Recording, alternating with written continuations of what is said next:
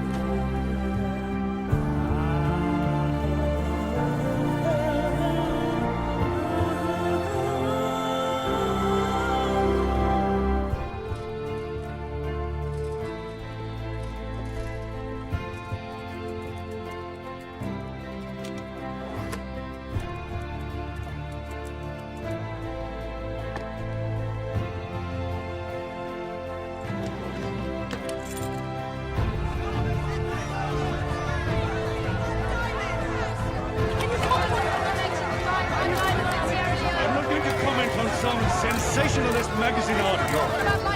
No comment. No comment. That's all I have to say. The natural resources of a country are the sovereign property of its people. They are not ours to steal or exploit in the name of our comfort, our corporations, or our consumerism.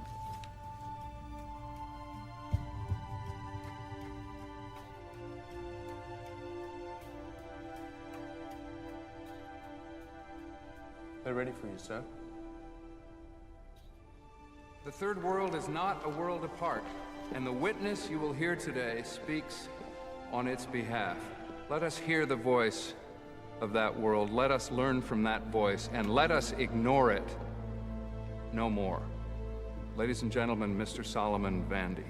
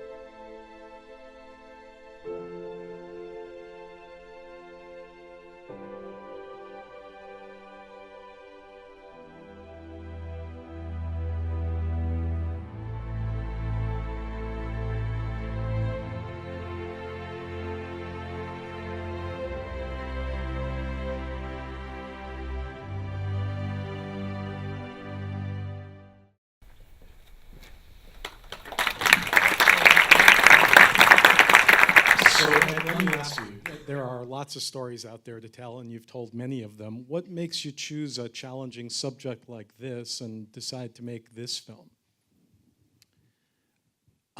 I think that's the unanswerable question of all those you could ask, because it's the thing to which one is attracted is a decision that you make that determines the next 2 or 4 or 10 years of your life, and in some cases it's been that long. So you have to believe that if it's worth 2 years of your life, it might be worth 2 hours of someone else's, and it has to so engage some part of you, knowing what you know about this process, knowing what you know about what it takes not just to make them, but to then try to get people to see them. It's a decision that is very revealing, I think, and I don't think you necessarily always know the meaning until after you're done. I think it's very personal, finally. So is this the kind of story that you think you could get backing from a major studio for today? No, I think the day in which serious fiction films at scale are made are long gone. I think that once the multinational corporations and have taken over the major studios and asked them to have a certain kind of a P&L projection for each, I think that just went away. I think they've abdicated that, though, to a whole other world, and part of that world has been the world of independent film and documentary, but also to the streaming services, where you are beginning to see more and more, and certainly for documentary, and an outlet for films seen by many, many millions of people, more than would have been seen. But I have to say there's rue in that, because it was a privilege to be able to include scale as one of an artist's palette, because I made a movie a lifetime ago about the 54th Massachusetts Regiment in the Civil War, and we had 2,000 men on the field, and if I were to ask to do that movie now, they might let me make it, but it would be 12 guys in a platoon in a forest, and it would be played in 4 theaters, someplace in an art house. So that would no longer be the same movie. So those movies, I think, are no longer around. So does that change the subjects and the projects you're going to be choosing going forward?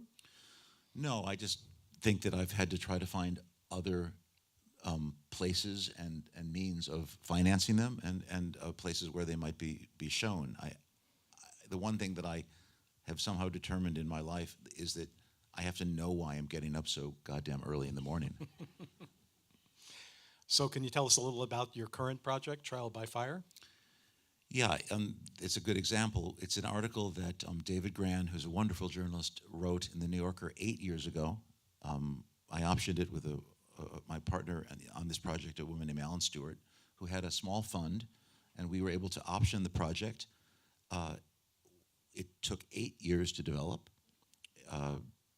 We didn't find the financing until about 2 years ago, and ultimately the financing was found through a very high net worth individual willing to put himself forward and take a risk that others probably at this moment wouldn't have made financial sense to take.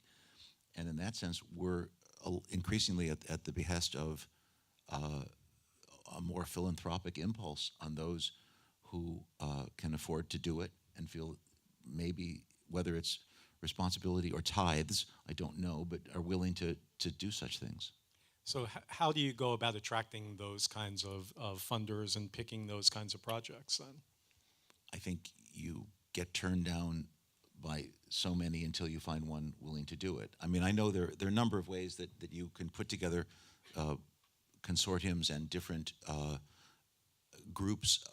I was involved I produced a movie called Birth of a Nation 2 years before, and that took, I think there were 12 executive producers in tranches of sometimes $100,000 and $200,000 each, so as to finally come up with the amount of money to make the movie, and it's however one can do it.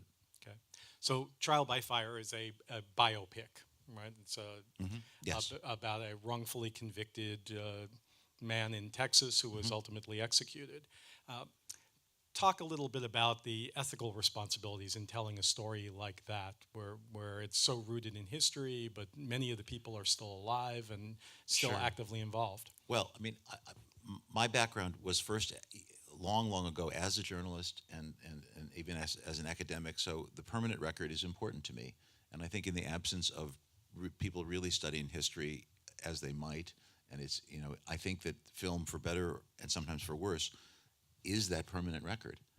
And so it's not just to the living that we have responsibility, I feel, but to that sense of what will be understood to have been our mirror that we hold up to the contemporary circumstance. So, I think that I've often done movies about professionals, and whether that has to do with soldiers dealing with friendly fire, or whether it has to do with journalists, or whatever it has to do with, I feel that I have to be willing to stand in a room with them and show them that movie and hold my head up as if I've, in some sense, honored what they do, because I'm the voyeur who's come in to try to describe it.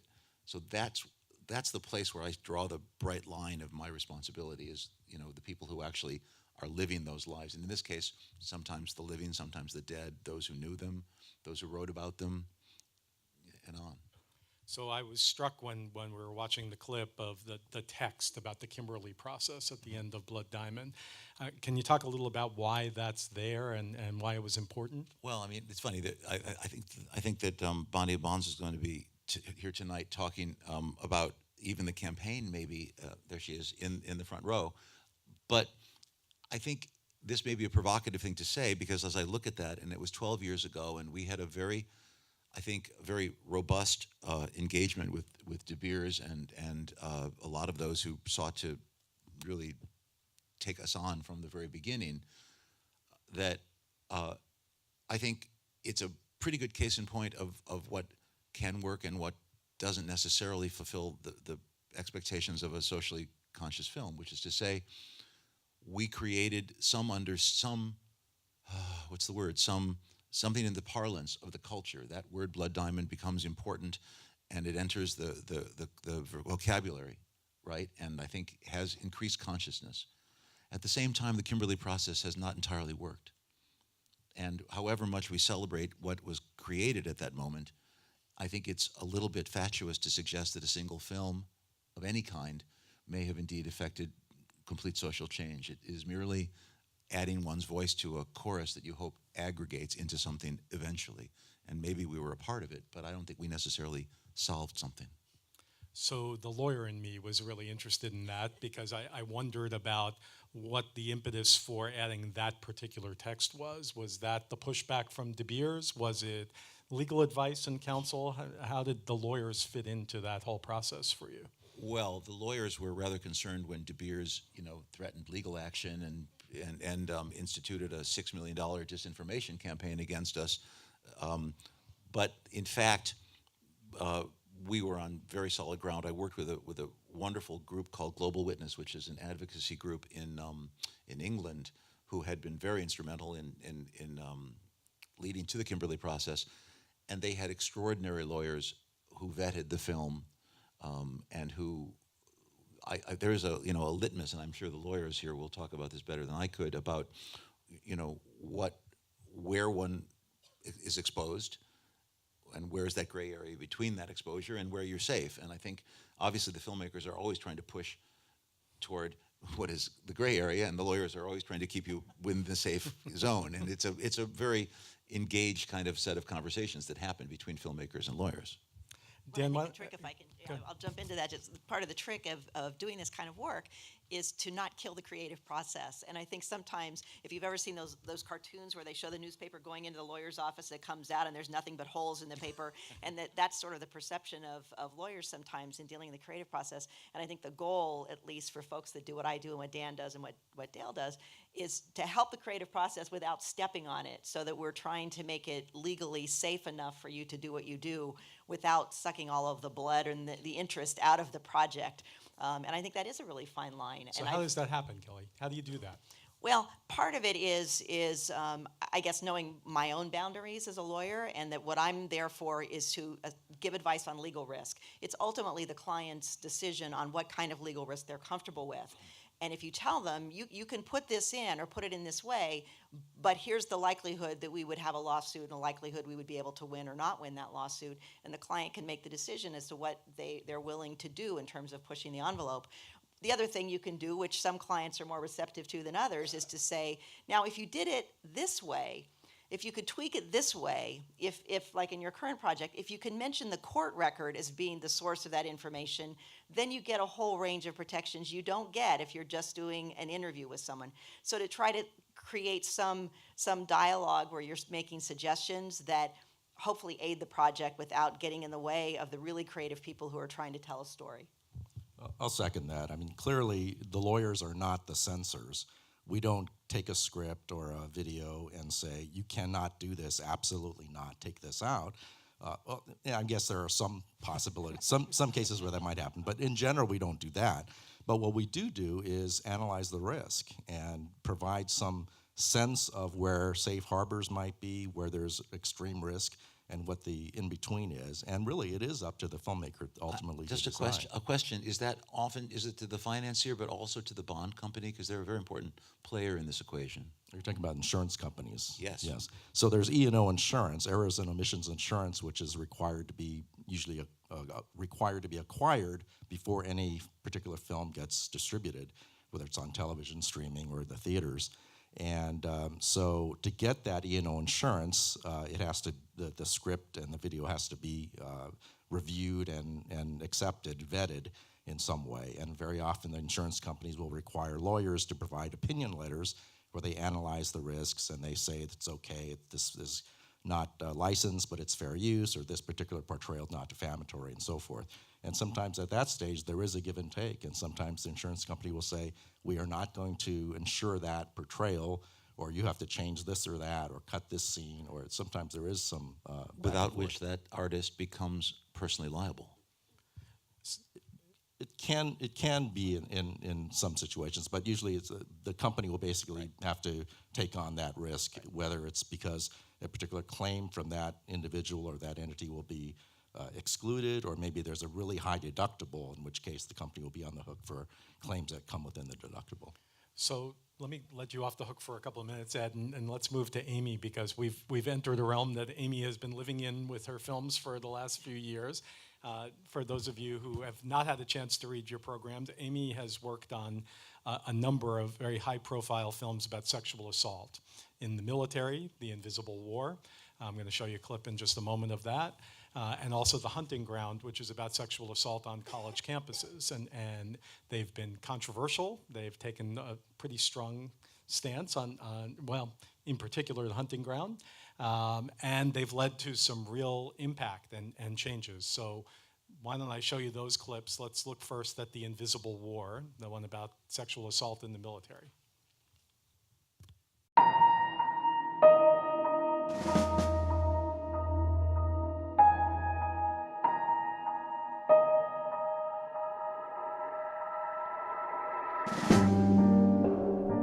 I joined the military halfway through my senior year of high school, wanting to serve my country. The Coast Guard said that they could get me in within a month, so it shipped me off. I loved that I could keep up with the guys and work as hard as they did. The professionalism, the camaraderie. Getting out there and giving it my all. That's what I chose to do.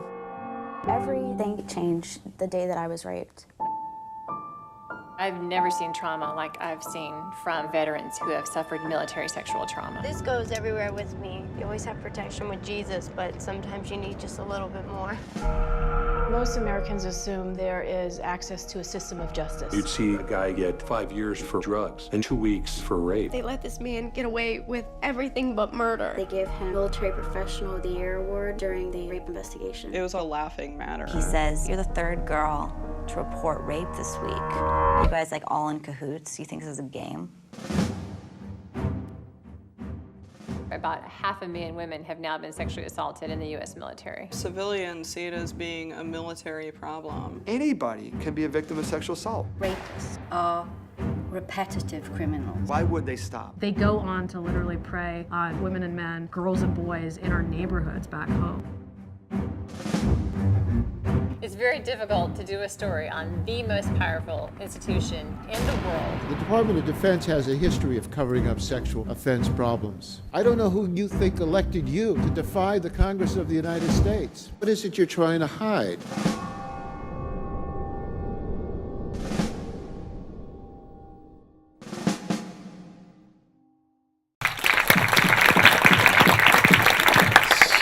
Same question for you that I started with on Ed. How did you come to this project, and why this subject of all the many subjects you could have covered? I just want to address something that was said in the Sure. last thing, and then I'll go to that. Was just when, I don't know, I raised my eyebrows when you said it's up to the filmmakers. I just, to put a point on that, or to clarify, it isn't actually up to us what ends up getting seen, because we're beholden to our distributors. So actually lawyers can shut down and gravely censor films by filmmakers like me, and they do all the time. So I just want to say, our films would look differently if we were just answering to ourselves and what we felt comfortable doing. It might be different, with narrative directors with more clout or more independence, but even indie doc, I can't broadcast my things myself, and therefore it has to be within the comfort levels of corporations, which is a different bar than than the comfort level of people with, other people. So Amy, I know this is a sensitive subject and it's a very public forum, but is there an example you can give us that you'd be comfortable talking about, where something that you would have liked to have been able to include in one of your films you were not able to? Yeah, not if I want to keep working.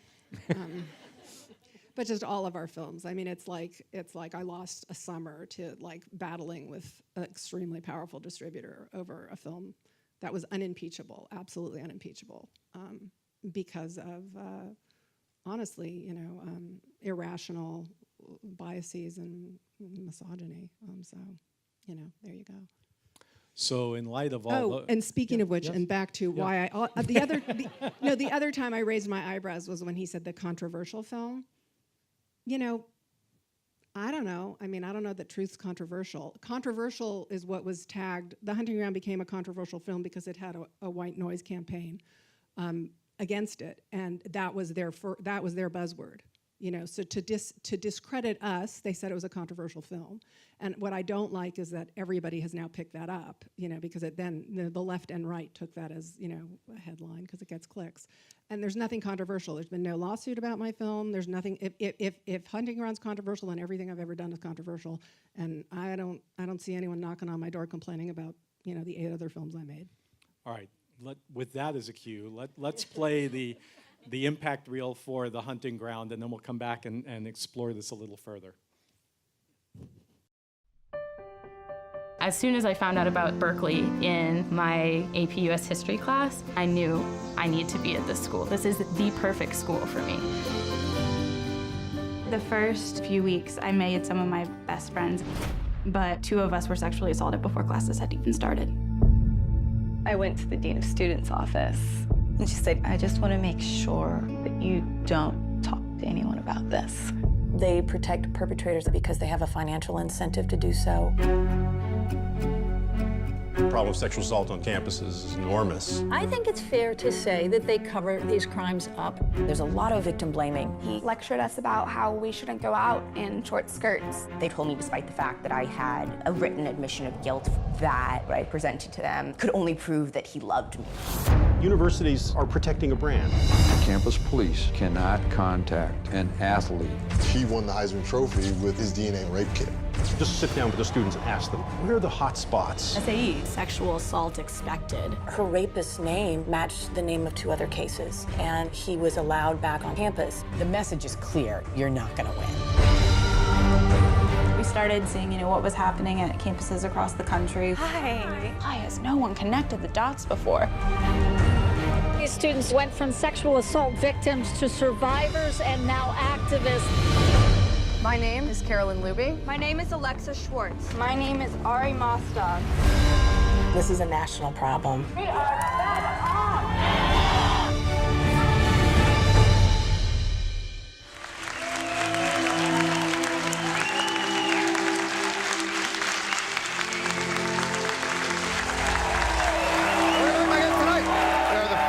who's behind the new documentary, The Hunting Ground. The reality is that rapes are happening at all schools, and in epidemic proportions. You see the impact that your film has had in just the past year. Is this what you expected? Every screening, someone comes up to me and says, you know, I was too scared to say something. Thank you for this film. We have been talking a lot about the emotional documentary, The Hunting Ground. This is a film every parent and every young woman and man should see before going to college. What's so beautiful about the film is you're seeing a glimpse into what's really happening. For me, it's a great gift to be a part of this. Till you're standing in my shoes, I don't want to hear nothing from you, 'cause you don't know. We have seen progress, including an inspiring wave of student-led activism, but we cannot stop there. Performing her Oscar-nominated song, Till It Happens to You, for the film The Hunting Ground, welcome my friend Lady Gaga.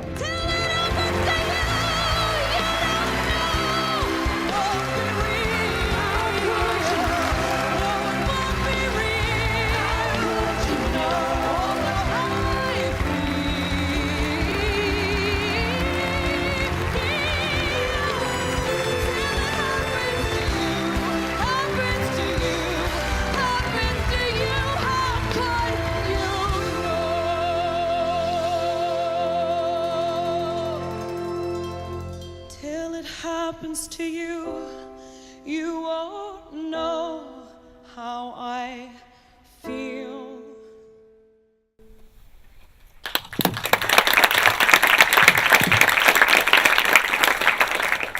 So let's talk about the white noise pushback campaign a little bit. What can you tell us about what you had to face in response to this incredibly powerful material?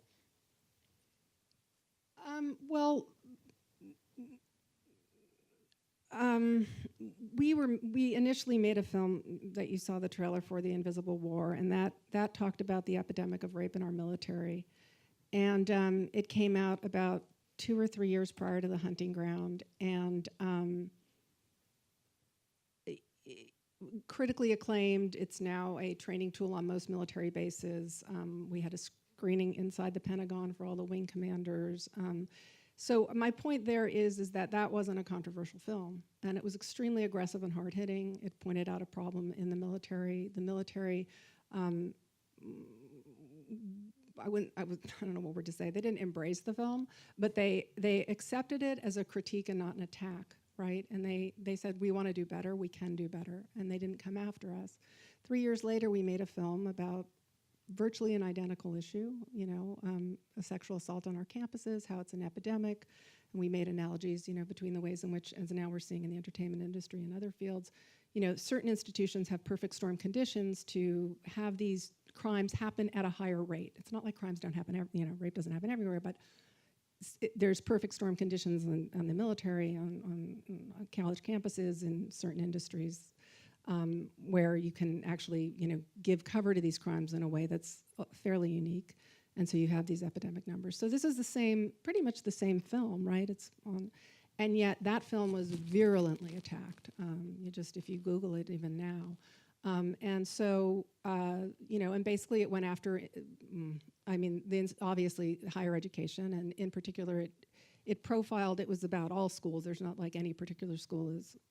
Well, we don't really have the statistics to know which particular schools are more egregious, but it's happening everywhere. But because we only could because of the real estate you have in a film is finite, we only focused on 5 stories, and then we had sort of a few minor stories. So it was clear to us that there was a coalition of people that were profiled, and schools that were profiled in the film that got banded together in some way and had a pretty aggressive campaign against us, which we were somewhat blindsided by. I think we had a naive, because we were so, because of our experience with Invisible War, it didn't really prepare us, for that kind of virulence and pushback.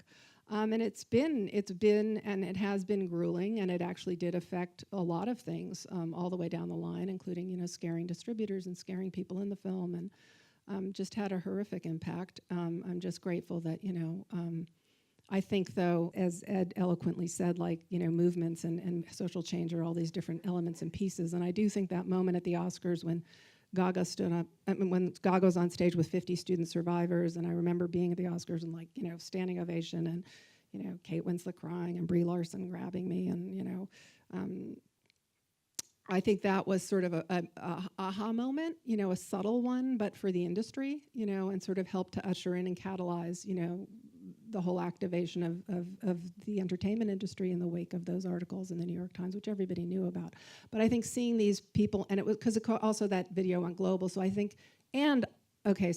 so I think that really gave everybody a sense of, oh my God, if these kids are doing it, why aren't we here in this industry? And also when I did the Oscar campaign and for Hunting Ground, every screening, an actress would come up to me crying and saying, this happened to me here. So I think it was this, this sort of way that one stories can really activate and instigate, in these, and you never know what the end result will be. And accrete. And to which you then add not just the perfect storm within the industry, but then having an unpunished predator on top now, which is a further galvanizing agent.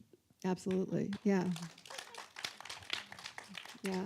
So let me ask Dan and Kelli, you've both experienced working with filmmakers like these two who get letters from lawyers threatening lawsuits or making claims or pushing back.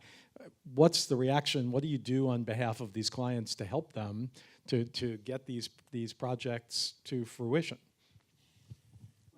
Well, you have to, obviously, you don't take a lawyer's threatening letter at face value. You have to evaluate it.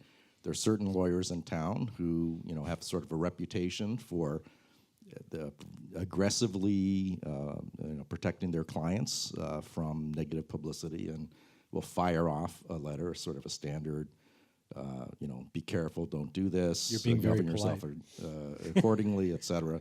Type letters. Yourself accordingly, you have been warned. There's a certain number of ends to the letter that we've all seen, and it's like a 14-page letter. It's the same letter you get every time. It's just the first part is different about, like, we represent X, fill in the blank, and then at the end they say, something about that particular client. And the middle part is pretty much the same stuff we see. And I don't know about you, Dan, when you were in private practice solely, but I have a whole file of these letters, and so we know that this letter is, the same letter that they're going to send to everybody who's going to do something about their client that the client doesn't like, whatever Joe Celebrity or anybody else. But the difference is, if you're a small filmmaker, if you're an independent company or you're an individual filmmaker and you get one of these letters, it's a very different reaction than if you're a major studio or a network and you get one of these letters from one of the lawyers that you've heard from 100 times over the past 10 years. It's intimidating. And I think that's what it's intended to do, is to scare people off the story. And one of the things that made me very excited about what UCLA is doing with its new documentary film program is most of those people don't have the resources to have a lawyer who will look at this and say, I'm sorry, this is BS. And all you have to worry about is making sure that you've covered what you need to cover to make it accurate on these points, or you can do this, and forget about the rest of the noise in this letter. But if you don't have that resource, you get one of these letters, it's hard not to be intimidated and want to back off the project. And that's one of the things I think that the Film Institute can offer young documentary filmmakers who otherwise wouldn't have a resource to go to because they don't even know what lawyers to ask about something like that. So Kelli, take us through the process, or Dan, either one of you. So the letter comes in and the filmmaker brings it to you. What are the next steps? How are you going to handle it from there? Well, usually, if it's somebody that we haven't represented before, or we don't know about the project, and sometimes we're already involved in the project. If it's dealing with real people or real events, often if it's particularly a studio or network or a production company we've worked with, or an individual filmmaker we've worked with, we're already talking to them about what the legal issues might be and how to navigate the shoals. And so we know enough about the project to look at the letter and draft a response. If you don't, then you have to have a conversation with them to find out, what is this about, and what background and what information do you have to support the allegations that they say you're going to be making, and how much of this is noise, and is there anything here that we actually need to be concerned about fixing or working on in the particular project. And then you draft a response. And I have to say, I don't want to jinx myself, but 90% of the time, you never hear from them again. That's it. They're sending their shot across the bow, and they're hoping to intimidate you to get you to back off, whether it's a newspaper or a documentary filmmaker or someone else. And then the other 10% of the time, they may actually have some kind of a legal claim that they're going to pursue. But a lot of the times, that's the end of the story. If they get a letter back from a lawyer saying, you know, we know what you're trying to do here, and we are not going to be intimidated by you. Our people are doing what they need to do as good journalists and filmmakers, and you're not going to have a claim when the film comes out or the article is published, and that's the end of it. And oftentimes, the real target is publicity. They just want to give something for the client to say, see, my lawyer's taking care of it. That's all not true. My lawyer's going to sue. But then, you know, very often no lawsuit will follow. So, Amy, is that the experience you had with respect to at least the one threatened lawsuit on the hunting ground from the college football player? On the legal front, yeah. I mean, yeah, I don't know if the count was just one, but we won't want to talk about it. Yeah, I mean, but the more aggressive, it was less legal than it was just more kind of this incredible PR assault. I mean, and really clever and insidious. I mean, And so how did you react to and respond to the PR assault? we did our best. You know, our hands were somewhat tied a bit by, again, you know, you're not in control, so you have to answer to what distributors feel comfortable with. So I don't feel great, but we tried to, so advice going forward, what I can say you learn from it is you absolutely have rapid response. Like you shut down every claim, you go out hard, you try and rally, you try and get media placement, telling your side. I'm just laughing because this whole idea of sides, like, hello, can we stop that? Like, truth isn't opinion. And if you think it is, you're serving the right. Okay, that's a reactionary ploy that they've succeeded in having us all buy. Not everything has two sides, like, but anyways, so we had to sort of argue that rape's a bad thing, It's also about inoculating yourself, sort of prophylactically, before the fact, is to anticipate. I think sometimes, and this is on a different subject, but sometimes when you make a movie, it's often best to write your worst review yourself, so that you're prepared for anything else that's going to follow. But similarly, you can anticipate your vulnerabilities. You can certainly imagine what the avenues of attack are going to be toward your film. And I think if you're prepared to respond rapidly, as you suggest, and sometimes that means having hired someone, if you can afford it. The studios will already have done that, but it depends how independent and how much money you have. Somebody skilled in that already. There are people whose lives are, in fact, trained to serve in crisis management or in whatever the words they're using to describe themselves. I can give an example, Dale, though. It's a recent example. We did some work, our firm and one of my partners and I, on the film All the Money in the World. And I can talk about this because it became public. They got a threat from, they got a number of threats along the way, but they got a threat right before the release date from the organized crime family responsible for kidnapping the grandson of J.P. Getty. And the lawyer said, unless they paid a lot of money, that they were going to have a lawsuit from this relative of the family who said, because you made them look like bumbling criminals, and they were great criminals. And the concept of that, skilled criminals, the concept of that was just to us so remarkable that someone would actually send a threatening letter and say, we're going to sue you for all these things. But then they wound up leaking the letter and my response to the letter to someone that then published it on TMZ and Hollywood Reporter. So their claim got out, and part of my response letter, which frankly I thought was helpful, because one of the debates you have is if somebody's threatening you, do you then go out to the press and the public and let people know that you're getting this nasty letter trying to intimidate you? Or do you just ignore it or send your letter back and ignore it? And while you're having that debate, if they leak the whole thing, and then I think the public reaction was what it was to that instance, this is really a stupid claim, and then you don't have to worry about it.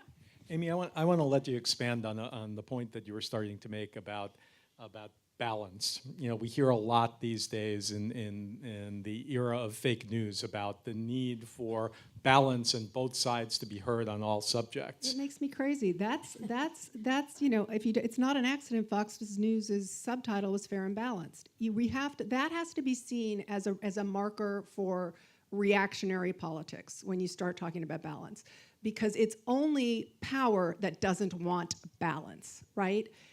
So they just insist that that doesn't want truth revealed. So the way to diffuse that is to make everything opinion, make everything equivalent. Well, maybe, but maybe that doesn't really happen. Maybe climate change, I mean, take a page out of Inconvenient Truth. Or climate change, right? That galvanized everybody. Oh my God, there's a problem. So what did they do? They had this white noise campaign to try and make up that, there's a problem with, it's not really happening. And they also said they trotted out fake scientists to say there's another side, right? So you have this confusion. And that really was the inauguration of, well, if you're going to talk about climate change, you have to have the other side, come on, and blah, blah, blah. And that's my pet peeve, and it makes me crazy. Like, what are two sides? I don't have a dog in the race. I'm not an investigative reporter, and I'm dying to just make something up about campuses. I would love for there not to be a problem. I found that there was a problem. I told people about it, and I think we all should be upset about it. What's the other side? So Dan, sometimes you hear lawyers talking about the importance of being balanced and having the other side, that somehow fits into the legal scheme. Is that a misconception? There is truth, and filmmakers undoubtedly, from their own perspective, are seeking to demonstrate truth. The documentary filmmakers in particular. And I don't think it's the lawyer's job to try to say, well, you should be showing the other side or so forth. But there may be situations where there are some, liability issues, in which case you want to have a conversation about whether or not a particular thing is sufficiently backed up. But I don't think it's a lawyer's job necessarily to insist that both sides be told or something like that in a film. So we're dealing with the age of Trump and fake news now. And in fact, the president on many occasions has said that he thinks the libel laws should be changed and opened up so there could be more lawsuits because he doesn't like the stories that are being told about him or his team, whoever they may be at a particular time. Kelli, has the law has the law changed? No, the law hasn't changed, and that's the good news here for people who do what you guys do and what people in the audience do, that the law hasn't changed. And if we had a president who actually had read the Constitution, he would understand that he doesn't have the ability to take away the First Amendment. And that's one of the things that's great about being in the United States as opposed to many countries in the world, is that we have the First Amendment and we have a robust series of court decisions interpreting it, none of which Donald Trump can change, that tell you that the First Amendment gives you wide protections and you're allowed to have robust speech. Every day, I think we should be thanking the federal judiciary because it's the Article III judges, by and large, who are appointed for life, and the ones that are on the bench can't be taken out by the president or anybody else. They're there, and they're sort of the line of defense saying, this is what the Constitution gives us, and it doesn't matter if a particular politician likes it or doesn't like it. He doesn't have the ability to change the law in any measure because he's not even Congress, let alone the ability to change the Constitution. Dan, what are you seeing out there? However, it is true that the libel laws have not changed, the First Amendment remains, et cetera, and judges are, in fact, applying it. But it is definitely also the case that Trump has had an effect by constantly denigrating the so-called mainstream media or lamestream media, if you will, by constantly talking about media entities as being elite, and by tossing around terms like alternative facts and fake news. Some segment of the public has bought into that to some extent. And there's a recent case in which ABC, in their 2020 program, had done a series of news reports about a product that the beef products industry had called lean, finely textured beef, but other people had called pink slime. And this had been a term that had been used before ABC had published these news articles about this, but ABC gave that term much more prominence than it otherwise had. At around the same time, a lot of consumers were starting to get concerned about it. A lot of companies, McDonald's and so forth, stopped buying the product, lean, finely textured beef, and it sort of was in conjunction with these ABC news stories, and then after that, the bottom fell out in the market. Well, beef products industries filed a libel lawsuit in South Dakota, where they're headquartered, against ABC, Diane Sawyer, and so forth. And that case recently settled for apparently a lot of money. But one of the reasons it settled was that I just brought some notes about this because it was so interesting. This took place in Union County, South Dakota, which is the southeastern corner of South Dakota. In that county, Trump won in the last election 67% to 28% for Clinton. In Dixon County, Nebraska, which is the nearest county in Nebraska, which bordered that county, Trump won 74% to 20%. And in Iowa, which is the other part of that corner, Trump won with 82% of the vote. So in that area, you're going to be drawing a jury that fake news resonates. And in fact, at the summary judgment hearing, the ABC filed a lot of summary judgment motions, and at the summary judgment hearing, the first words out of the plaintiff's mouth to the judge was, "This is fake news." And that is the kind of way in which the trial went.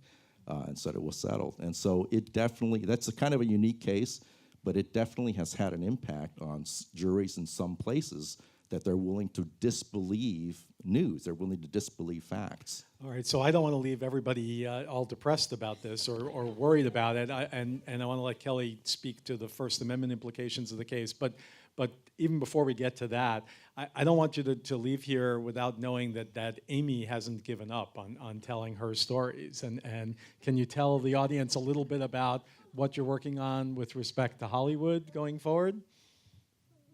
Funny.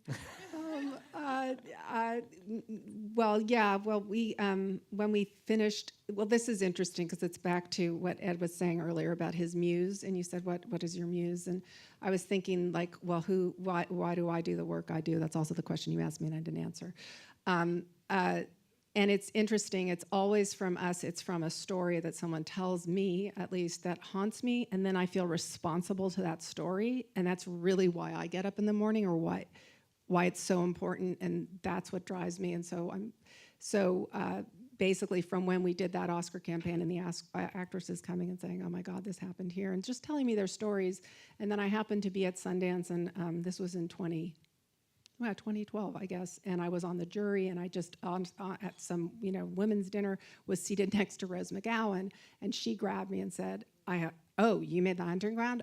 Oh, I have a story to tell you." And so she told me her story, and so then we started right back then going down the rabbit hole of oh, we should look into the entertainment industry maybe. Like, I heard all these stories when I was in the Oscar campaign. Now Rose said this, and then someone told me to call Ashley Judd, and blah blah blah. So we started actually embarking on making a film about the entertainment industry. And very quickly got shut down. Distributors were like, we're not going near this with a 10-foot pole. Legal was like, you got to be crazy or kidding me. Everyone was like, you're not going to work in this town again. And then people wouldn't talk. I mean, Rose would and Ashley would. I mean, they were incredibly brave. And I'm glad they're getting, the accolades they are now.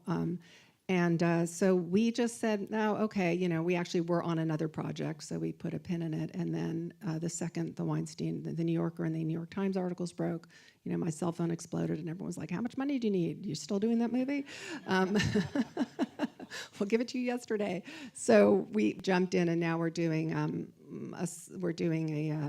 a feature on the entertainment industry, but beyond the headlines. And not just, Weinstein focused, and sort of, so yeah, that's what we're working on now. Great. So we have a few minutes for questions. If people in the audience would like to ask any questions, otherwise I can keep going.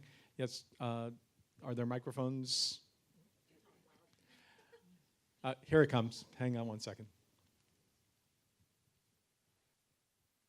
I'm sure you've really pondered this quite a bit, and I just would be interested in hearing what you think is the difference in the visceral reaction between The Hunting Ground and The Invisible War. Is it really as simple as being about money? I know you say there's, the real estate, and you focused on specific stories and specific schools in the movie, and so they have a vested interest in making sure admissions continue, and, but is it really as simple as that?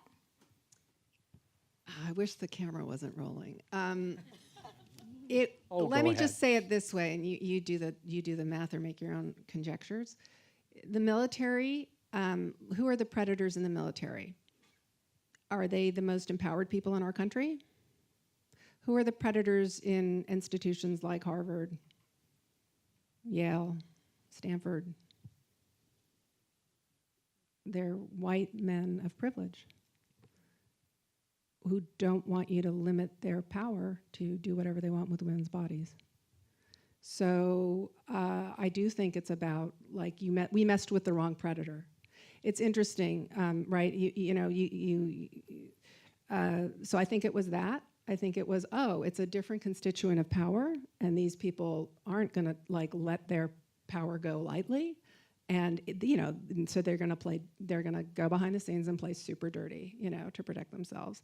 So I think it was that difference, and we were just completely naive and surprised, and I'm just thank God for the Me Too movement, because that's the nice thing about the new film. It's like, it was such a heavy lift. Like, the biggest thing, this is the irony, when Me Too happened, Kirby and I were like, do you know that our talking point for the hunting ground, this is, I don't know, I'm bad with math, so 4 years ago, was believe women. Like, that was it. That was like, I had to make sure I said that on every news program. It was like, when people say they're raped, they're telling the truth. Like, this isn't like, it's statistically consistent with every other felony in our society. If you're not making up a carjacking, you're not making up a rape, okay? You're the same 2 to 6% of crazy people that make up felonies. But, the big thing was believe. And like thank God, now with Me Too, I'm glad, I'm interested, actually. I'm not glad, we'll see if, what happens. But with this next film, at least we don't have to do that heavy lift. These people are telling the truth. Other questions? It's a little hard for me to see. Yes, can we bring the microphone over to the middle here? Oh, okay. So piggybacking on that with privilege protecting itself, are you going to be able to say names in your Hollywood documentary? Oh yeah, we say names in all our films. We name names. I mean, that's, if you see Hunting Ground or Invisible War, we do not pull punches. Yeah, I know, but I was just thinking, sorry. Yes, so to the extent that we can, again, depending on the distributor, it's why we're independent for now. Usually I pre-sell my films, but I didn't want, God knows who we're going to be, what rock we're unturning. So right. But it'll depend on a lot of things, and it'll depend on legal, but we go in fully anticipating being able to name names, and doing our due diligence, obviously. I've kept my house so far, so, Put it in your kids' names. When you did Hunting Ground, that was produced by the Weinstein Company, yeah? It was, yes. Did you run into any issues with that? No, we worked with, that's an interesting long rabbit hole, but the short rabbit hole part of it is, at that time, Weinstein Company had a subsidiary called Radius, which was sort of its somewhat of an indie arm, ironically, since it's supposedly an indie company. But we worked exclusively with Tom Quinn and Jason Janego. We had nothing to do with Harvey. I'm not even sure how much he actually knew what they were doing exactly. I don't, just because how, I hate this camera on, just as how crazy the company was. I don't know, because it was kind of surprising, but, and Jason and Tom are longtime fans of our work, and so they greenlit it. We dealt exclusively with them, and didn't have much truck with the company at all. Thank you. Other questions? Another question for Amy. I just wanted to know if on the 2 films, Invisible War and Hunting Ground, is there anything that you wish you could have exposed more thoroughly, and you were just limited by the length? It's just a feature and maybe not a series or anything like that you could have gotten to in more depth, that you, looking back on it now? Yes, but there were things, but I can't remember offhand, honestly, because I'm too old and crazy. There were huge things. I mean, there were huge heartbreaking things that we couldn't put in both of those films for several reasons. But I'm sorry, I don't have anything more interesting to say. I was actually going to ask you a question about that, and then let's have the microphone come over here. When you're working with subjects on such a sensitive issue, obviously you need to protect them. What do you do? What goes through your mind as you're working with them on how hard to push them, what to ask, and what you're going to record about this awful experience? Well, that's a really interesting question. It's very different from making any other kind of film when you deal with trauma survivors. And I do remember this, that I just decided the second we had our first Invisible War interview, and I had no background, but I just said to everybody when I sat down with them and I looked at them, I said, look, your emotional health comes first. I'm here, you've granted me the privilege of talking to you, but if anything I ask you don't feel comfortable with, don't respond. If at any point you want to get up and leave the room, leave the room. I mean, don't feel obligated because I'm here with a camera. It makes zero difference. The planet will move, just fine, and I'll get my movie done with or without you. And it's more important that you sleep well tonight and I sleep well tonight. So that was, and it's interesting now. I'm doing this Hollywood film, and I'm now talking to people who have made the press rounds already. That's also what's interesting. We've always broken news. This is time we're kind of, late to the party. But what's interesting is talking to these actresses. They're like, gee, I was on, Good Morning America. You're the only person that's ever said that. Everybody else is sort of like this carpetbagger. So for me, it's really having a safe container and being really true to that. And, and you can call me anytime if you have afterthoughts and stuff like that. So you end up being it's exhausting, but it's a really different kind of relationship and responsibility. Over here. So you all were saying that we should be thankful of the federal judiciary. They're kind of like our last line of defense with someone like Trump and their voracious hunger for attacking libel laws and free speech. Aren't there, as I've heard on the news, aren't there a lot of vacancies in the judiciary that Trump is now bragging about filling? Should we be worried? What effect could it have? And what is our backup line of defense? Well, and I would say, yes and no. I'm worried about who gets appointed to the federal judiciary for a lot of reasons, but however, for the reason that it comes out, often the very conservative judges are also very strong First Amendment advocates. And so when you look at the current Supreme Court, the Supreme Court when Scalia was on it, he wrote some very resounding First Amendment decisions. And even the judges on the Ninth Circuit, if I could point to a number of them where you would say, oh, conservative Republican, oh, they're going to be in Trump's camp, but they're not on First Amendment issues. So it's much more difficult for him to skew things in a particular way for federal judges on that particular issue, because conservatives on some specters are not going to be conservatives on First Amendment issues. But they also have to change the Constitution and change a body of law that's now existed, for such a period of time in interpreting First Amendment rights, that it's not something that somebody can just come in however many years we still have this administration, or days or months, we can all be hopeful, that however long that lasts, that's going to make a difference in terms of changing libel law to the degree that I think he may think he'd be able to change it. But I'm less worried about the federal judiciary making wide swaths in this area as opposed to, regulation of other industries and government and environmental and other things where serious damage can be done, I think. It's also not surprising that this has become a golden age of investigative journalism. Yes. And you look at what was being declared dead, in certain newspapers and other platforms, as well as documentary film. I think that the word injustice has suddenly sort of permeated the culture in a very new way. And I think all of us sense certain stirrings of that. We sense stirrings of it in a different generation now, even with the march that's going to take place next week. I hope that there's a sort of a reaction that's going to be even more popular than we could imagine. I think there's lots of reasons for optimism, and I think that's an excellent point. When you see the reporting that's been done by the New York Times and the Washington Post and the LA Times, and what filmmakers are coming out with, and what's the ability to get things out to the people through streaming services, where if you don't have any funding, you actually still can distribute your work. All of those things give me great reason to be optimistic, despite the other things where I wake up and read the paper every morning and think, oh my God, what just happened today? And so there is hope, and things like the documentary film clinic, where you have people who are actually now starting new things that didn't exist before. ProPublica. I mean, there's just a lot of avenues of things that we didn't have before, and I think the need is there, and they're coming to fill the need. I think we have time for one more question.